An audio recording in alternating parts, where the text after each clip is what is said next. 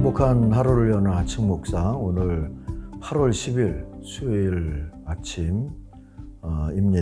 비가 너무 많이 오고 있고 또 비 피해도 있고 한데 하나님의 돌보심을 기대합니다. 14장 읽겠습니다. 스루아의 아들 요압이 왕의 마음이 압살롬에게로 향하는 줄 알고 드고아의 사람을 보내 거기서 지혜로운 여인 하나를 데려다가 그에게 이르되, 청하건대 너는 상주가 된 것처럼 상복을 입고 기름을 바르지 말고 죽은 사람을 위하여 오래 슬퍼하는 여인같이 하고 왕께 들어가서 그에게 이러이러하게 말하라고 요압이 그의 입에 할 말을 넣어 주니라. 드고아 여인이 왕께 아뢰 때에 얼굴을 땅에 대고 엎드려 이르되, 왕이여 도우소서 하니, 왕이 그에게 이르되 무슨 일이냐 하니라. 대답하되 나는 진정으로 과부니이다. 남편은 죽고 이 여종에게 아들 둘이 있더니 그들이 들에서 싸우나 그들을 말리는 사람이 아무도 없으므로 한 아이가 다른 아이를 쳐 죽인지라. 온 족속이 일어나서 당신의 여종 나를 핍박하여 말하기를 그의 동생을 쳐 죽인 자를 내놓으라. 우리가 그의 동생 죽인 자를 죄를 갚아 그를 죽여 상속자 될 것까지 끊겠노라 하오니, 그러한즉 그들이 내게 남아있는 숯불을 꺼서 내 남편의 이름과 씨를 세상에 남겨두지 아니하겠나이다 하니, 왕이 여인에게 이르되 내 집으로 가라. 내가 너를 위하여 명령을 내리리라 하는지라. 드고와 여인이 왕께 아뢰되 내 주 왕이여 그 죄는 나와 내 아버지의 집으로 돌릴 것이니 왕과 왕위는 허물이 없으리이다. 왕이 이르되 누구든지 내게 말하는 자를 내게로 데려오라. 그가 다시는 너를 건드리지도 못하리라 하니라. 여인이 이르되 청하건대 왕은 왕의 하나님 여호와를 기억하사 원수가 없는 자가 더 죽이지 못하게 하옵소서. 내 아들을 죽일까 두렵나이다 하니, 왕이 이르되 여호와께서 살아계심을 두고 맹세하노니 네 아들의 머리카락 하나도 땅에 떨어지지 아니하리라 하니라. 여인이 이르되 청하건대 당신의 여종을 용납하여 한 말씀을 내 주 왕께 엽죽게 하옵소서 하니, 그가 이르되 말하라 하니라.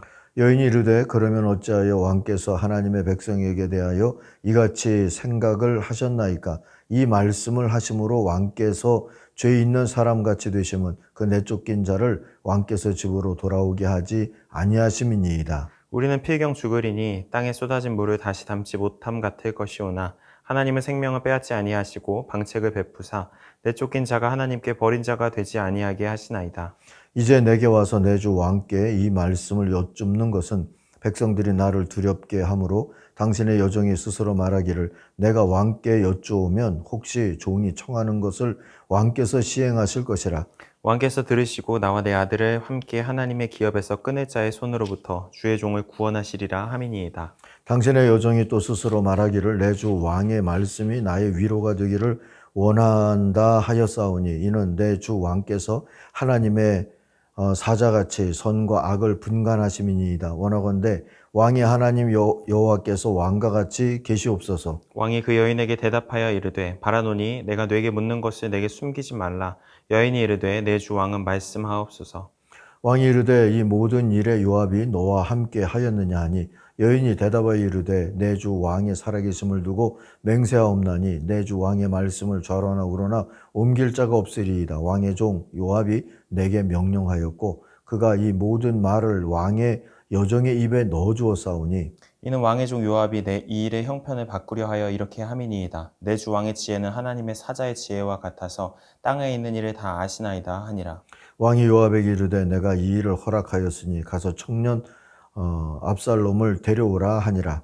요압이 땅에 엎드려 절하고 왕을 위하여 복을 빌고, 요압이 이르되 내 주 왕이여 종의 구함을 왕이 허락하시니 종이 왕 앞에서 은혜 입은 줄을 오늘 아나이다 하고, 요압이 일어나 그슬로 가서 압살롬을 데리고 예루살렘으로 오니, 왕이 이르되 그를 그의 집으로 물러가게 하여 내 얼굴을 볼 수 없게 하라 하매, 압살롬이 자기 집으로 돌아가고 왕의 얼굴을 보지 못하니라. 온 이스라엘 가운데서 압살롬 같이 아름다움으로 크게 칭찬받는 자가 없었으니 그는 발바닥부터 정수리까지 흠이 없음이라. 그의 머리털이 무거움으로 연말마다 깎았으며 그의 머리털을 깎을 때에 그것을 달아본즉 그의 머리털이 왕의 저울로 200세겔이었더라.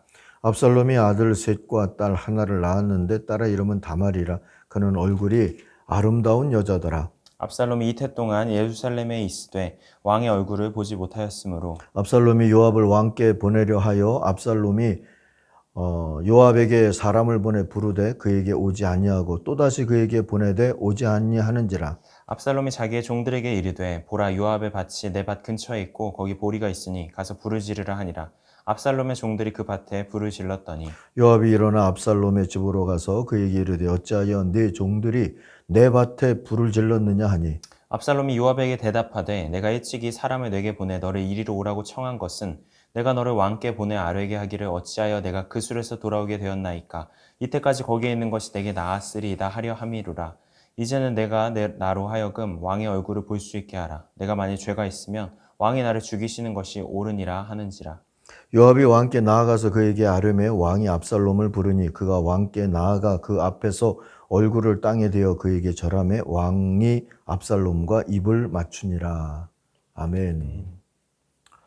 자, 오늘 사무엘하 14장의 묵상의 제목은 골든타임이 가기 전에로 정했습니다. 24절이 요절입니다. 그러나 왕의 지시는 단호하였다. 그를 집으로 돌아가게 하여라. 그러나 내 얼굴은 볼 수 없다. 그리하여 압살롬은 아버지에게 인사도 하지 못하고 자기 집으로 돌아갔다. 자, 3년 만에 압살롬이 예루살렘으로 돌아왔습니다. 요압이 애를 썼죠. 요압은 왕의 가족 간의 분쟁으로 나라의 안정과 번영이 지장을 받는다고 여겼던 것 같아요. 그래서 중재에 나선 것이지요. 그러나 직접 나서는 것은 여러모로 부담스러웠기에 드고아 출신의 한 여인으로 하여금 자기의 두 아들 간의 살인과 처벌 문제를 들고 다윗에게 하소연하도록 했습니다. 여인의 하소연 내용은 이렇죠. 5절 이하에 있습니다. 저는 남편이 죽은 가난한 과부입니다. 두 아들밖에 없는데 둘이 들에서 싸우다가 아들 하나가 다른 아들을 죽였습니다. 그런데 이제는 온 집안이 들고 일어나서 이 어미에게 형제를 죽인 그 아들을 내놓으라고 합니다. 죽은 형제의 원수를 갚아야 한다면서 상속자마저 없앨 듯 그럽니다. 결국 저에게 남아있는 불씨마저 꺼버려서 제 남편이 이 땅에 이름도 자손도 남기지 못하게 하려고 합니다. 남편과 집안의 분깃이 사라지는 것도 문제지만 상속자들이 다 없어져 버리면 상속권을 갖고 있지 아니한 이 과부는 살 길이 막막해지는 문제도 있었죠. 어쨌든 다윗은 처음엔 건성으로 듣는 듯 그렇게 대답을 합니다. 그런데 여인이 집요하게 왕의 보장을, 어떤 생존 보장을 간청을 하자 결국 11절 보니까 누구도 내 아들을 해치지 못하게 하리라 하는 답을 주죠. 그러자 여인이 다시 묻습니다. 13절인데 어째서 임금님은 그렇게 안 하십니까? 임금님은 친아들인 왕자님이 이 나라로 돌아오는 것을 허락하지 않으셨습니다. 이러한 처사는 지금까지 이 종에게 말씀하신 것과는 다르지 않습니까? 임금님은 그렇게 말씀만 하시고 왕자님을 부르지 않으셨으니 이것은 잘못된 일이라고 생각합니다. 하는 거예요. 다윗은 이런 얘기를 하는 여인의 배우가 요압인 것을 알아차리고 그 요압을 불러서 21절 보니까 명령을 내리죠. 보세요. 내가 장군의 뜻대로 하기로 결심했으니 가서 그 어린아이, 우리 개역에는 청년 그랬는데 세번역은 어린아이, 이 다윗의 마음이죠. 어린아이 압살롬을 데려오시오. 그렇게 해서 요압은 직접 그술로 가서 압살롬을 데리고 돌아옵니다. 그런데 24절 오늘 요절 보시면 왕의 지시가 단호했다 해요. 그를 집으로 돌아가게 하고 내 얼굴은 볼 수 없다. 그래서 압살롬은 아버지에게 인사도 하지 못하고 자기 집으로 갔죠. 압살롬이 아버지의 얼굴을 보기까지 또다시 2년의 시간이 필요했다 합니다. 그동안에 압살롬은 상처 입은 호랑이로 자라버렸습니다. 이미 3남 1녀의 아버지에게 자랐다 하는 표현은 좀 어색하지만 아무튼 압살롬 안에서 분노의 호랑이는 자라나고 있었다 말할 수 있을 것 같아요.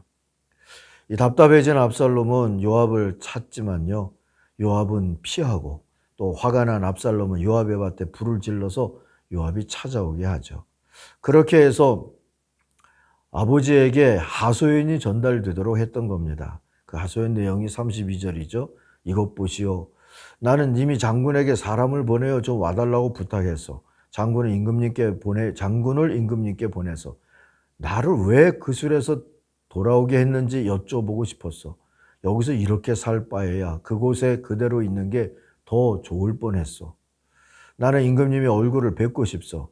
나에게 아직 죄가 남아 있다면 차라리 죽여달라고 하더라고 말씀을 드려주시오.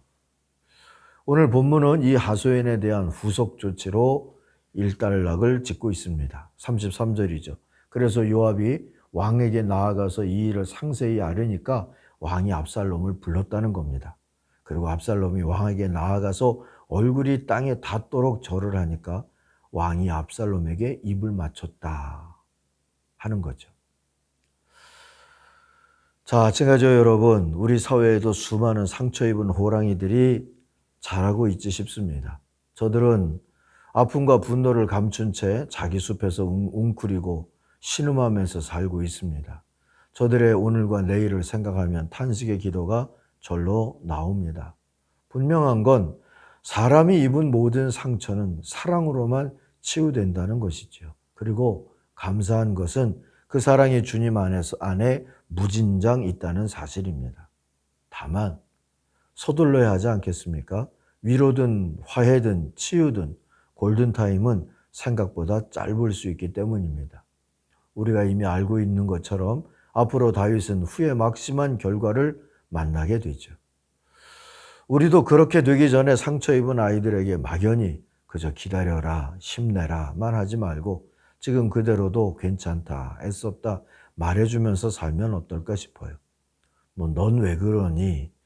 나 옛날에는 이런 꼰대 같은 소리는 좀 꿀꺽 삼켜버리고 또 있는 모습 그대로 아이들의 아픔을 바라봐 줄 수 있는 그런 모습으로 우리들이 저들을 대한다면 하나님이 좋은 기회를 우리에게 주시지 않을까 싶습니다. 그런 치유의 역사가 가정마다 또 교회 공동체 안에선 세대들 간에 또 이 사회 속에서도 좀 이루어지기를 소망하면서 이 아침에는 기도할 수 있기를 바랍니다. 또 오늘 중등부 중3 아이들은 돌아오는 날이고 오늘 고등부 아이들은 제주도 무더위 속에 있는 날인데 하나님 돌봐 주십시오. 기도하시고요. 또 우리 주말에 있을 청년부 수련회를 위해서도 함께 기도해 주시기를 바랍니다. 기도하겠습니다. 하나님 아버지, 치유의 은혜가 또 우리 가정마다 교회 공동체마다 이루어지기를 원합니다.